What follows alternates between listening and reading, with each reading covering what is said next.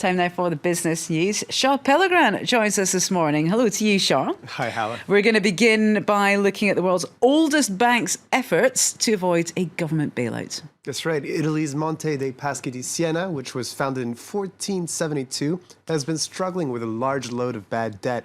It had one of the lowest scores among major European lenders in last summer's ECB stress tests.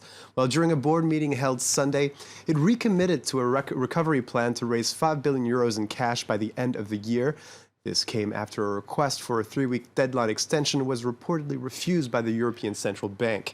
Well, Italy's third largest lender is hoping to raise this cash by a combination of methods, potentially like this one, asking retail investors to swap their bonds for shares in the bank to the tune of almost €2.5 billion, which is called a debt for equity swap.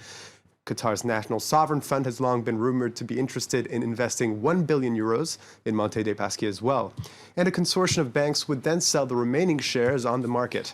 Well, if the plan fails, the Italian government could be forced to intervene. There's a risk of a spillover effect for the rest of the Italian banking sector, which is struggling with the same problem of bad debt, and the Italian economy as a whole. Certainly adding more bad news for the Italian government there. Let's move on to the markets now. How are the Asian markets trading this hour? Well, we're seeing a mixed picture this hour. Shares in China are lower over regulatory concerns after insurers were stopped for engaging in aggressive share purchases. In Japan, however, the Nikkei is closed higher on the back of a weaker yen, which is good news for Japanese exporters. The Kospi in Seoul is trading flat. It appears that investors had already priced in President Park Geun-hye's impeachment. In the Asian markets, we are not reacting very negatively or positively. Still, going forward, we still don't know who is going to be the new president or his or her policies will be in Asia. So that could be something that will affect investors' sentiment going forward. Well, meanwhile, oil prices have been on the rise. Yep, this is the result of a new deal among leading oil producers at the weekend. They've agreed to reduce their output as of January. A recent oil glut has seen prices hit record lows. And news of the new agreement between members and non-members of the powerful OPEC cartel has seen both the Brent and the WTI index rise over 4% this Monday morning. However, their levels are still half of what they were in 2014. Let's move on to other news now. And the Greek government has voted in a new budget over the weekend. Yes, Greece's parliament passed a budget of continued austerity as demanded by the country's creditors. But Greek authorities forecast robust growth for 2017, over 2.5% of GDP. The budget adds more than €1 billion in new taxes, mostly indirect taxes on items like from phone calls to alcohol. It also cuts spending by over €1 billion. Opposition parties have denounced the continued austerity and its effect on poverty.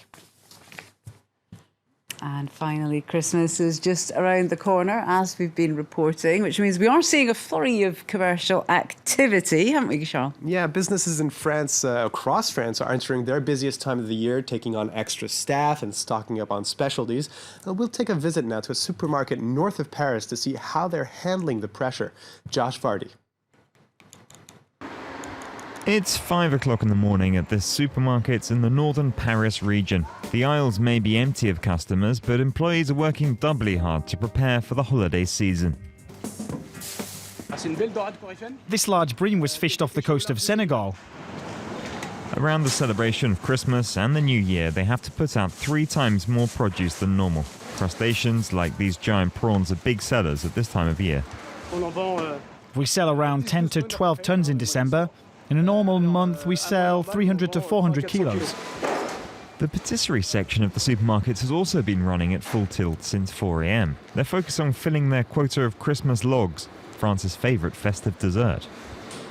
At the moment, we're making 500 to 600 logs a day. 72% of French people will buy the entirety of their Christmas meal in a supermarket like this one. The shop manager is well aware of it.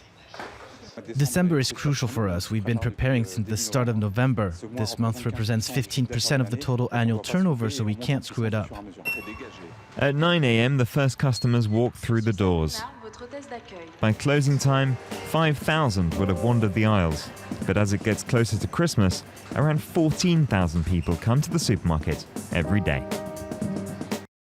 Lots of shopping still to be done, isn't there, Charles? Absolutely. That's something to look forward to. More from Charles in the next hour.